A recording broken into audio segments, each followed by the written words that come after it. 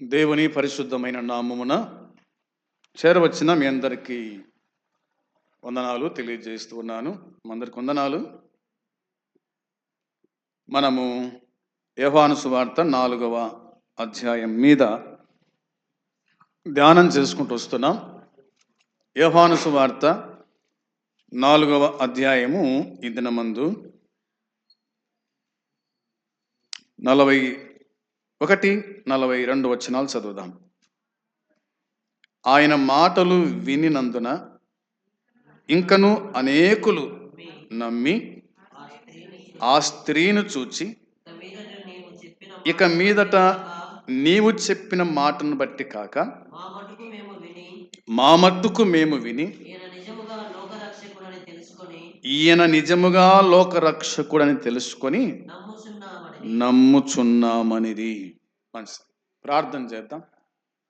ప్రేమగల తండ్రి, పరిశుద్ధుడు అయిన దేవ, మీ పాదములకు వందనాలు, స్తోత్రములు, కృతజ్ఞతలు, స్తుతులు చెల్లించుకుంటున్నాము.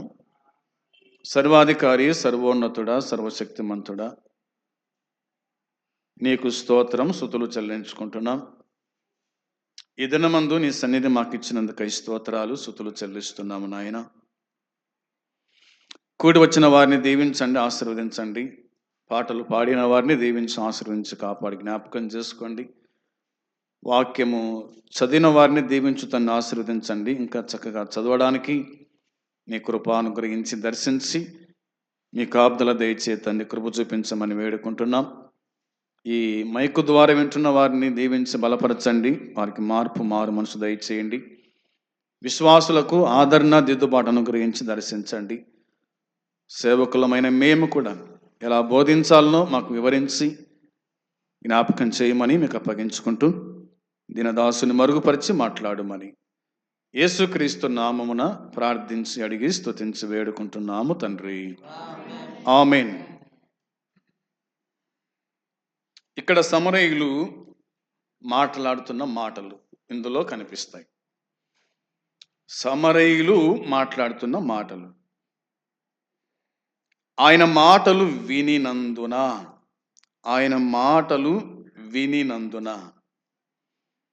ఇంకను అనేకులు నమ్మి అనే మాట ఉంది. ఆయన మాటలు వినినందున, ఆయన మాటలు వినాలి.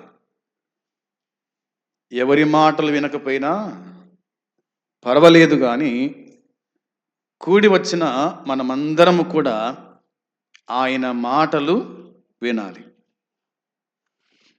ఆయన మాటలు వింటే మనము బ్రతుకుతాం. ఆయన మాటలు బ్రతికించేటివి. నీ వాక్యమే నన్ను బ్రతికించెను, బాధలో నుండి నెమ్మది కలుగజేశాను. కాబట్టి ఆయన మాటలు వినినందున ఇంకను అనేకులు నమ్మిరి అని ఉంది. మొదటిగా సమరయ స్త్రీ ఆయనను నమ్మింది. మొదటిగా సమరయ స్త్రీ ఆయనను నమ్మింది. నమ్మి పోయి చెప్పింది. అనేకులు వచ్చారు, వారు కూడా ఆయన మాటలు విన్నారు. వారు వినింది కొద్దిగా, ఆమె వినింది చాలా. అవునా? వారు వినింది కొన్ని మాటలే, ఆమె వినింది మాత్రం చాలా. ఎంత చాలా అంటే దాదాపుగా 1వ వచనం నుంచి 40వ వచనం వరకు ఆమె వినింది. వాళ్ళు వినింది ఎంత? అవునా? కొన్ని మాటలు వాళ్ళు విన్నారు, కానీ వారికి ఈమె కంటే విశ్వాసం ఎక్కువగా ఉంది అని చెప్పుకోవాలి. ఆమెకు లేదా విశ్వాసము? ఆమెకుంది. ఆమెతో పాటు వీళ్ళ కూడా విశ్వాసం ఎక్కువైపోయింది. అందుని బట్టి ఆయన మాటలు విన్నారు, అనేకులు నమ్మారు. నమ్మి ఇట్లా అంటున్నారు. ఏమన్నారు? నమ్మి ఆ స్త్రీని చూచి, ఇక మీదట నీవు చెప్పిన మాటను బట్టి కాక మా మట్టుకు మేము విని అన్న మాట ఉంది. అవునా? మా మట్టుకు మేము విని, నువ్వు చెప్పిన మాటను బట్టి కాక మా మట్టుకు మేము విన్నాం. మా మట్టుకు మేము విన్నాం. ఎవరు మట్టుకు వాళ్ళు వినాలా. అవునా? ఎవరో చెప్పిన మాటలు మనం వినకూడదు, కానీ మన మట్టుకు మనం ఏం చేయాలా? వినాలి. మన మట్టుకు మనం వినాలి. వింటనే మనకు అర్థమవుతుంది. వినకపోతే అర్థం కాదు కదా. వింటే అర్థమవుతుంది, వినకపోతే అర్థం కాదు. కాబట్టి ఇక్కడ కూడి వచ్చిన మన మట్టుకు మనమే దేవుని గురించి వినాలి, దేవుని గురించి తెలుసుకోవాలి, ఆయనను పూర్తిగా మనము నమ్మాలి, విశ్వసించాలి అనేది ఈ మాట మనకు గుర్తు చేస్తూ ఉంది. అందును బట్టి వాళ్ళకి ఏమర్థమైంది అంటే ఈయన నిజముగా లోకరక్షకుడని అర్థమైంది. ఈయన నిజముగా లోకరక్షకుడని వాళ్ళకు అర్థమైంది. ఆమెకేమర్థమైంది? మొదట్లో మీరు యూదులు అని అర్థమైంది. అవునా? మీరు యూదులు అని ఆమె తెలియజేసింది. ఆ తర్వాత ఆయన మెస్సయ్యా అని, ఆయన క్రీస్తు అని ఆమె తెలుసుకుంది. ఇట్లా ఆమె తెలుసుకుంది. వీళ్ళకి ఏమర్థమైందంటే నిజముగా ఈయన లోకానికి రక్షకుడు, నిజముగా ఈయన లోకానికి రక్షకుడు, లోకానికి రక్షకుడని వారు తెలుసుకున్నారు. మనమేం తెలుసుకున్నాం? మనం కూడా తెలుసుకున్నాం ఆయన లోకరక్షకుడు అని. అవునా? ఇదే యోహాను రాశాడు. చూద్దాం బైబిల్లో యోహాను రాసిన మొదటి పత్రిక, యోహాను రాసిన మొదటి పత్రిక 4వ అధ్యాయము 14వ వచనం చదవాలి. 4వ అధ్యాయము 14వ వచనంలో, మరియు తండ్రి తన కుమారుణ్ణి లోకరక్షకునిగా ఉండుటకు పంపి ఉండుట మేము చూచి సాక్ష్యమిచ్చుచున్నాము అని ఉంది. యోహాను రాసిన మొదటి పత్రిక 4:14లో తండ్రి తన కుమారుణ్ణి లోకరక్షకునిగా ఉండడానికి పంపించినాడంట. తండ్రి తన కుమారుణ్ణి లోకరక్షకుడుగా ఉండడానికి, లోకానికి రక్షకుడుగా ఉండడానికి పంపించినాడు. పలు సందర్భాల్లో యేసుక్రీస్తు ప్రభు చెప్పిన మాట ఏంటంటే, నా తండ్రి పంపించాడు కాబట్టి నేను వచ్చినాను, నా తండ్రి నన్ను పంపించినాడు, నేను వచ్చాను అని ఆయన మాట్లాడుతూ వచ్చినాడు. కాబట్టి ఎందుకోసం పంపించాడు తండ్రి తన కుమారుడు అంటే లోకరక్షకుడుగా ఉండడానికి, లోకానికి రక్షకుడుగా ఉండడానికి ఆయన వచ్చినట్టుగా దేవుని వాక్యం మనకు గుర్తు చేస్తూ ఉంది. నిజమే, ఆయన లోకరక్షకుడని యోహాను సాక్ష్యం ఇచ్చాడు, లోకరక్షకుడని శిష్యులు సాక్ష్యం ఇచ్చినారు. మేము విని సాక్ష్యం ఇచ్చుచున్నాం. విన్నవాడు చేస్తాడు, సాక్ష్యం చెప్పినాడు. సమరయ స్త్రీ వినింది, ఆమె వెళ్ళి సాక్ష్యము చెప్పింది. ఏమని సాక్ష్యం చెప్పింది? ఈ మనుషుడు క్రీస్తు కాడా? అవునా? నేను చేసినవన్నీ నాతో చెప్పిన ఈ మనుషుడు క్రీస్తు కాడా అని సాక్ష్యము చెప్పింది. అదేవిధంగా యోహాను, ఆంద్రియ, పేతురు, యాకోబులు అందరూ కూడా సాక్ష్యం చెప్పారు. ఎలా సాక్ష్యం చెప్పింది వాళ్ళందరూ అంటే చూడండి, వాక్యం చెప్తున్నమాట. యోహాను రాసిన మొదటి పత్రిక 1వ అధ్యాయము 1వ వచనం, జీవవాక్యమును గూర్చినది ఆది నుండి ఏది ఉండెనో మేమేది వింటిమో, కనులార ఏది చూచితిమో, ఏది నిదానించి కనుగొంటిమో, మా చేతులు దేనిని తాకి చూచెనో అది మీకు తెలియజేయుచున్నాము అన్నమాట. అది మీకు తెలియజేస్తున్నాం. మేము ఏం చూసినాము, మేమేది కన్నాము, మేమేది విన్నాము, మేము దేన్ని పట్టుకున్నాము, ఇవన్నీ కూడా వారు ప్రజలకు తెలియజేసిరి,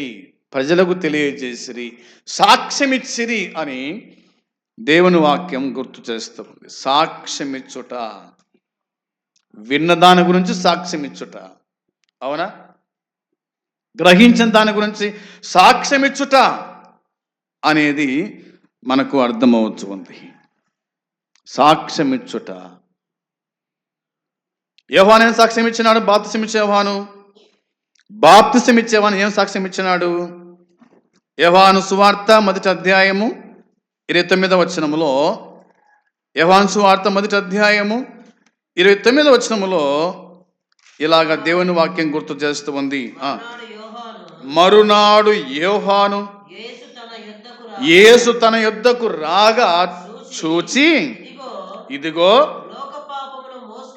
లోక పాపమును మోసుకొని పోవు దేవుని గొర్రెపిల్ల అని సాక్ష్యం ఇచ్చినాడు. యేసుక్రీస్తు గురించి యోహాను సాక్ష్యం ఇస్తున్నాడు. యేసుక్రీస్తు గురించి యోహాను సాక్ష్యం ఇస్తున్నాడు. ఏమని సాక్ష్యం ఇచ్చినాడు? ఇదిగో లోక పాపమును మోసుకొని పోవు దేవుని గొర్రెపిల్ల అని సాక్ష్యం ఇచ్చాడు. ఎవరైనా లోక పాపమును మోసుకొని పోవు దేవుని గొర్రెపిల్ల.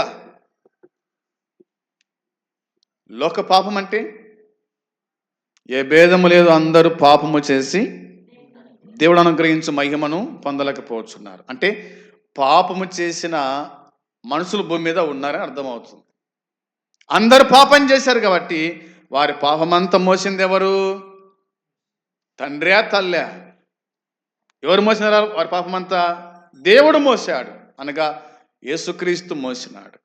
నీ పాపము నా పాపము అందరి పాపాలు ఆయన మోసాడు అనేది దేవుని వాక్యం మనకు గుర్తు చేస్తూ ఉంది. పౌలేం సాక్ష్యం చెప్పినాడు? కొరింథీ 2వ పత్రిక 5వ అధ్యాయం 19వ వచనం. కొరింథీలకు రాసిన 2వ పత్రిక 5వ అధ్యాయము 19వ వచనము చూడగా, అదేమనగా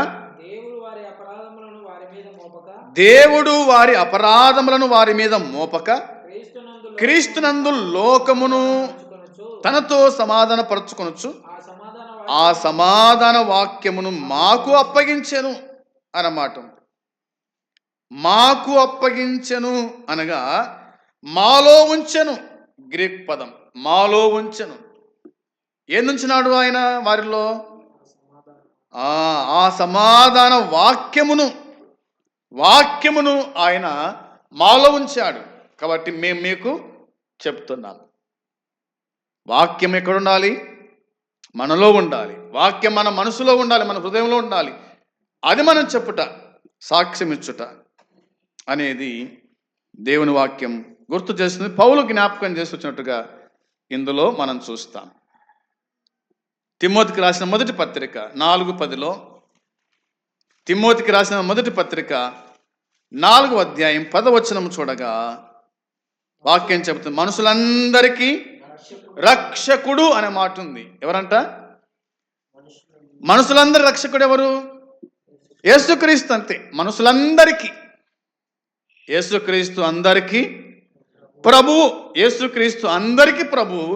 యేసుక్రీస్తు మనుషులందరికీ రక్షకుడు. మనుషులందరూ రక్షకుడు. మనిషికి కాదు, అవునా? మనిషికి కాదు, మనుషులందరికీ. అనగా ఈ భూమి మీద ఉన్న ప్రతి ఒక్కరికి రక్షకుడు ఎవరంటే ఆయనే. అందరిని రక్షించువాడు ఆయనే. అందరికి రక్షకుడు ఆయనే. మరి విశేషంగా అన్నమాట ఉంది అక్కడ. మరి విశేషంగా విశ్వాసులకు రక్షకుడు. మరి విశేషంగా విశ్వాసులకు రక్షకుడు అన్నమాట. అంటే తన యందు విశ్వాసం ఉంచిన వాళ్ళకి రక్షకుడు ఎవరు? ఆయనే, యేసుక్రీస్తు. ప్రభు అయిన యేసుక్రీస్తు విశ్వసించిన వారికి రక్షకుడు అన్నమాట కనిపిస్తుంది. ఆయన రక్షకుడు అని వాక్యం చెబుతుంది. యోహాను సువార్త 6వ అధ్యాయం, యోహాను సువార్త 6వ అధ్యాయంలో రాయబడిన మాట చూడాలి. 68వ వచనం, 69వ వచనం. దేవుని వాక్యం చెబుతున్న మాట ఆలోచన చేద్దాం. సీమోను పేతురు, ప్రభువా ఎవని యొద్దకు వెళ్ళుదుము? నీవే నిత్య జీవపు మాటలు గలవాడవు, నీవే దేవుని పరిశుద్ధుడవని మేము విశ్వసించి ఎరిగి ఉన్నామని ఆయనతో చెప్పెను అన్నమాట. పేతురు ఒప్పుకుంటున్నాడు. పేతురు ఏమొప్పుకుంటున్నాడు? పేతురు ఏమొప్పుకుంటున్నాడు అంటే నీవే నిత్య జీవపు మాటలు గలవాడవు అని ఒప్పుకుంటున్నాడు. దేవా, ప్రభువా, నీవే నిత్య జీవపు మాటలు గలవాడవు. ఆయన మాటలు నిత్య జీవానికి నడిపించేటివి కాబట్టి ఆయన నిత్యం ఉండేవాడు, బతికించే మాటలు చెప్పేవాడు అని గ్రహించున్నాడు. ఇంకేమన్నాడు అంటే ఇలా ఉంది, బైబిల్ చెప్తున్న మాట చూడండి. నీవే దేవుని పరిశుద్ధుడవని, నీవే దేవుడవు, దేవుని పరిశుద్ధుడవు నీవు. ఆయన పరిశుద్ధుడు, ఆయన నీతిమంతుడు, ఆయన లోకరక్షకుడని దేవుని వాక్యం చెబుతుంది. మేము విశ్వసించి ఎరిగి ఉన్నాము. మేము ఎవరికి ఆడుకోవాలా? మేము ఎవరిని ఆరాధించాలా? మేము ఎవరిని చూసుకోవాలి? కాదు, నీవే నీవే నీవే మాకు దేవుడవు అని పేతురు చెప్పినట్టుగా దేవుని వాక్యం మనకు జ్ఞాపకము చేస్తూ ఉంది. యోహాను సువార్త 4:29 మనం చదువుకున్నాం ఆ మాట. మనం చదువుదాం. యోహాను సువార్త 4:29 మీరు వచ్చి నేను చేసినవన్నీ నాతో చెప్పిన మనసును చూడండి, ఈయన క్రీస్తు కాడా, ఈయన క్రీస్తు కాడా అనే మాట వ్రాయబడింది. ఆయన క్రీస్తు అనేది వాక్యం చెబుతుంది. క్రీస్తు అనగా అభిషక్తుడు అని, క్రీస్తు అనగా అభిషక్తుడు అనేది అర్థమవుతుంది. దేవుని వాక్యంలో మనం గమనించి చూడగా ఇలాగా మనం చూస్తాం. ఆయన ఏమై ఉన్నాడు, ఆయన గురించి ఇంకా సాక్ష్యములు చెప్పినారు అంటే ఇలా ఆలోచన చేద్దాం. లూకాసు వార్త 2వ అధ్యాయం, లూకాసు వార్త 2వ అధ్యాయము 10-11 లూకాసు వార్త 2వ అధ్యాయం 10-11 రాయబడిన మాట. అయితే ఆ దూత భయపడకుడి, ఇదిగో ప్రజలందరికీ కలగబోవు మహా సంతోషకరమైన సువర్తమానం నేను మీకు తెలియజేయుచున్నాను. దావీదు పట్టణమందు నేడు రక్షకుడు మీ కొరకు పుట్టి ఉన్నాడు. దావీదు పట్టణమందు నేడు రక్షకుడు మీ కొరకు పుట్టి ఉన్నాడు. ఎవరి కోసం పుట్టినాడంట? ఎవరి కోసం పుట్టాడంట? వచనం 8 రాయబడిన మాట. ఆ దేశములో కొందరు గొర్రెల కాపరులు పొలములో ఉండి రాత్రి వేళ తమ మందను కాచుకొని చుండగా ప్రభుదూత వారి యొద్దకు వచ్చి నిలిచెను. ప్రభు మహిమ వారి చుట్టూ ప్రకాశించినందున వారు మిక్కిలి భయపడిరి అనే మాట ఉంది. అవునా? ఆ దేశములో కొందరు గొర్రెల కాపరులు ఉన్నారంట. రాత్రి వేళ తన మందను కాచుకుంటూ ఉంటే ప్రభుదూత వారి యొద్దకు వచ్చి నిలిచెను. ప్రభు మహిమ వారి చుట్టూ ప్రకాశించినందున వారు మిక్కిలి భయపడ్డారు. అప్పుడు ఆ దూత భయపడకుడి, ఇదిగో ప్రజలందరికీ కలగబోవు మహా సంతోషకరమైన సువర్తమానం నేను మీకు తెలియజేయుచున్నాను. ఏ సువర్తమానం అంటే ఇది? ప్రజలందరికీ కలగబోవు మహా సంతోషకరమైన సువర్తమానం. ఏమిటి అసువర్తమానము? ఏమిటి అసువర్తమానము అంటే 11 దావీదు పట్టణమందు నేడు రక్షకుడు మీ కొరకు పుట్టినాడు అని చెప్పాడు. దావీదు పట్టణమందు నేడు రక్షకుడు మీ కొరకు పుట్టినాడు, మీ కొరకు పుట్టినాడు. ఈయన ప్రభు అయిన క్రీస్తు అన్నమాట. అయ్యా, దావీదు పట్టణమందు నేడు రక్షకుడు. ఎవరైనా రక్షకుడు అని చెప్పుకుంటున్నాం. రక్షకుడు మీ కొరకు పుట్టినాడు. ప్రజలందరి కోసం రక్షకుడు పుట్టినాడు. ఆయన క్రీస్తు. ఈయన ప్రభు అయిన క్రీస్తు. ఈయన ప్రభు అయిన క్రీస్తు. ప్రభు అనగా పరిపాలించువాడు, క్రీస్తు అనగా అభిషక్తుడు. మిమ్మల్ని పరిపాలించువాడు పుట్టాడు, మిమ్మల్ని అభిషేకించువాడు పుట్టినాడు. ఈయన ప్రభు అయిన క్రీస్తు. మీకు ఇదే ఆనవాలు అనే మాట రాయబడి ఉంది. ఈయన ద్వారా మాత్రమే మనకు రక్షణ, అంతే.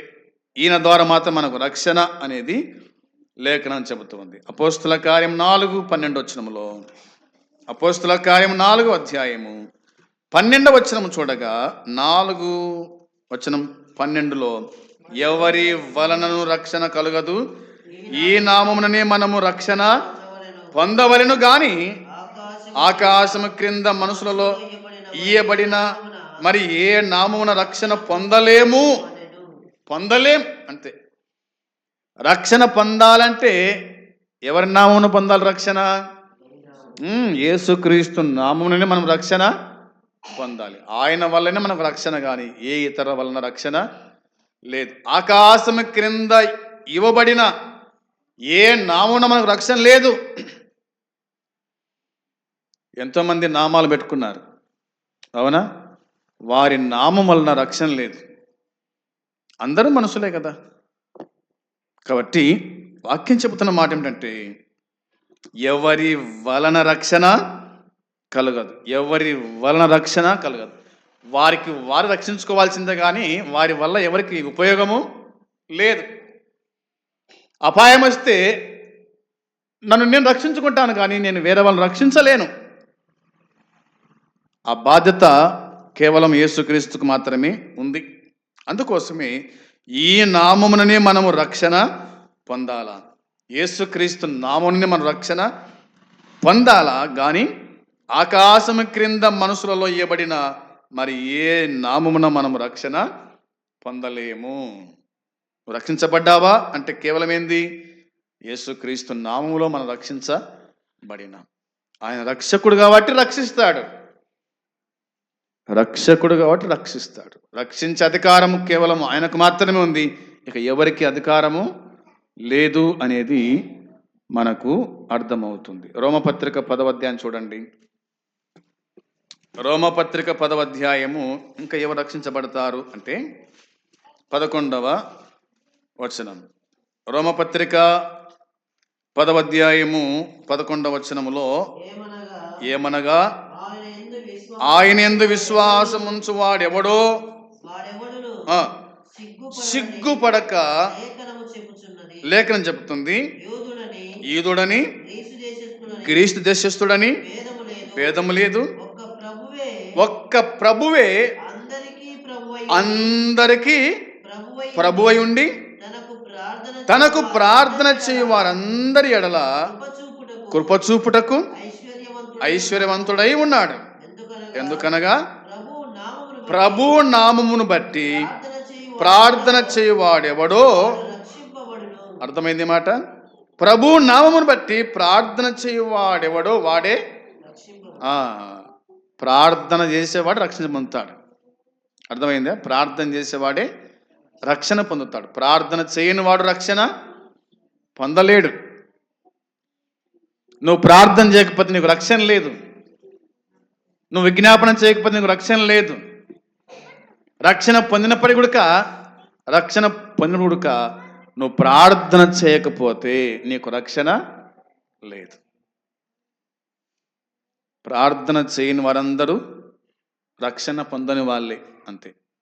ప్రార్థన చేసేవాడే రక్షించబడతాడు, ప్రార్థన చేయని వాడు రక్షణ పొందలేడు.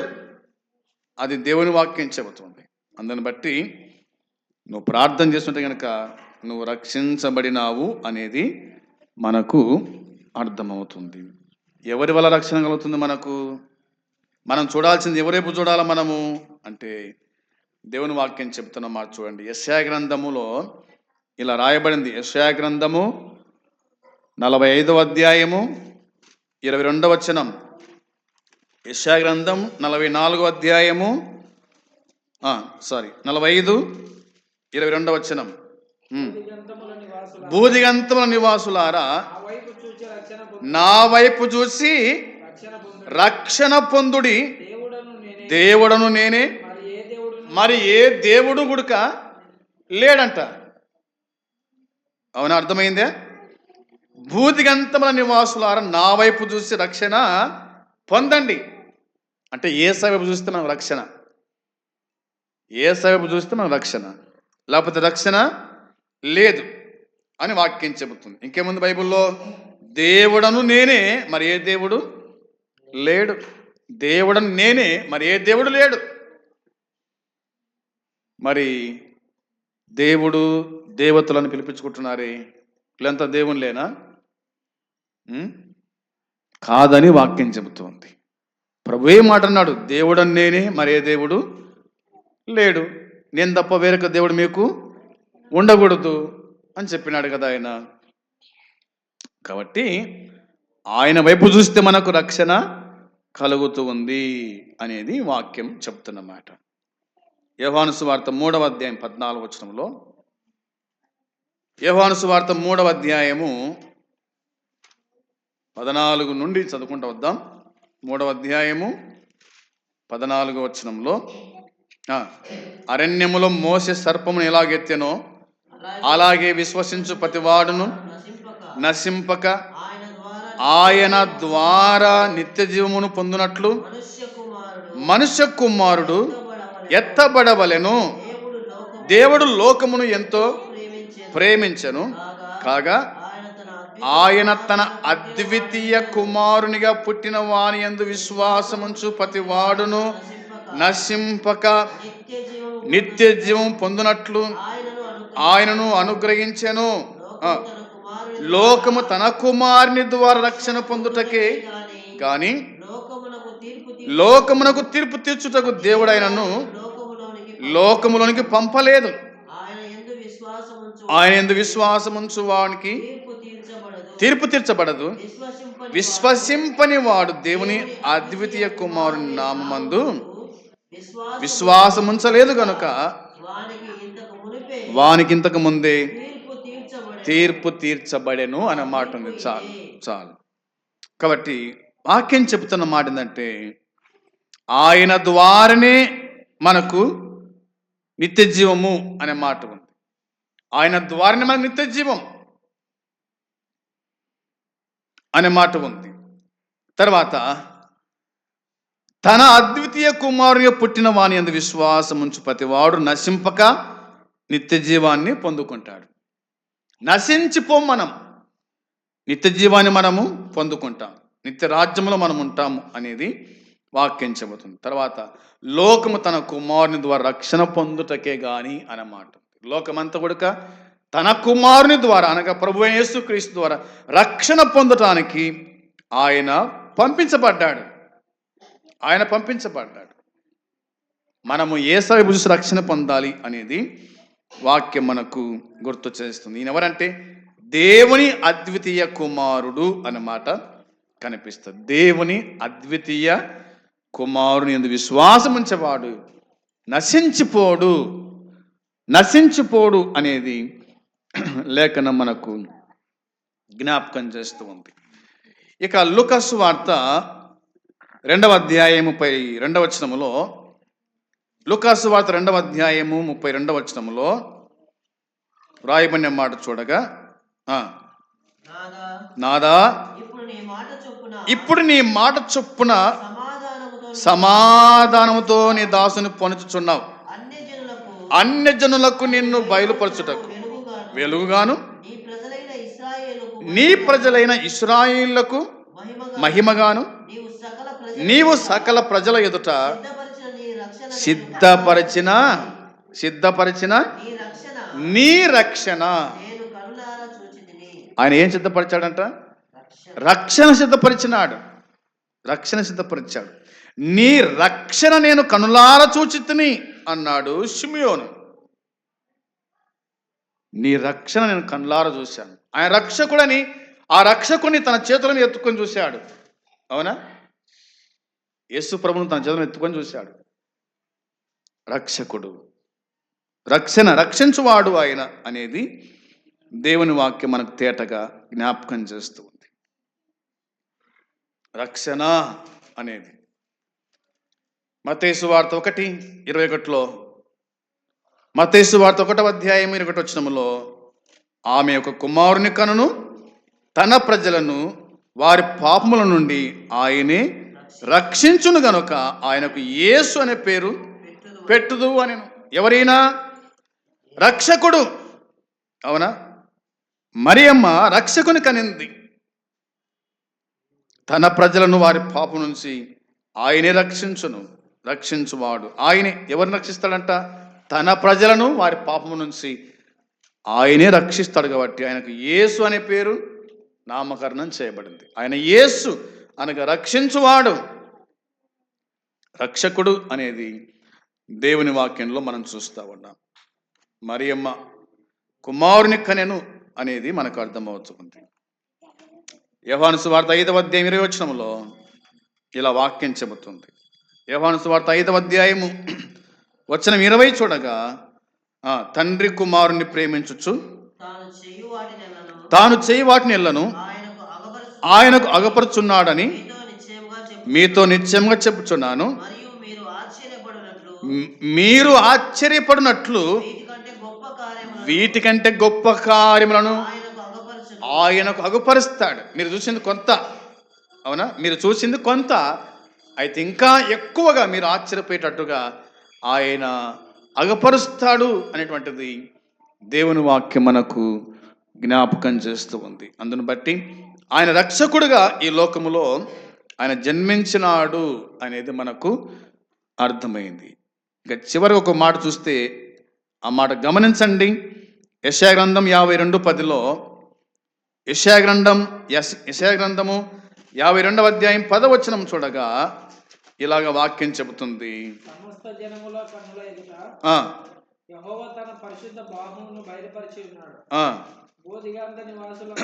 ఈ మాట చూడండి, బూదిగంత నివాసులందరూ మన దేవుని రక్షణను చూచెదరు అన్నమాట ఉంది. బూదిగంత నివాసులందరూ కూడా మన దేవుని రక్షణను చూచెదరు అన్నమాట ఉంది. దేవుని రక్షణ చూస్తారు. అందుకోసమే సమరయలో ఉన్నటువంటి అందరూ కూడా నిజంగా లోకరక్షకుని వాళ్ళు చూడగలిగినారు. ఈయన నిజముగా లోకరక్షకుని తెలుసుకోగలిగినారు. అదే ప్రకారంగా బోధిగంత నివాసులందరూ కూడా ఆయన రక్షకుడు అని వాళ్ళు చూస్తారు. అంతవరకు ఏం చేయాలా? వెయిట్ చేయాల్సిందే, అవునా? ఇప్పటికి చాలామంది తెలుసుకున్నారు ఆయన రక్షకుడని. ఇంకా తెలియని వాళ్ళు ఉన్నారు, ఇంకా వారు కూడా ఖచ్చితంగా తెలుసుకోవాల్సిందే. ఏమని? ఆయన రక్షకుడు అని. ఆయన ద్వారా మాత్రమే రక్షణ అనేది, ఆయన ద్వారా మాత్రమే మోక్షం అనేది, ఆయన ద్వారా మాత్రమే మనకు సమస్తం అనేది మనం గుర్తించగలిగినాం. కాబట్టి విశ్వసించిన వారికి ఆయన రక్షకుడు, విశ్వసించబోయే వారికి ఆయన రక్షకుడు అనేది దేవుని వాక్యం గుర్తు చేస్తుంది.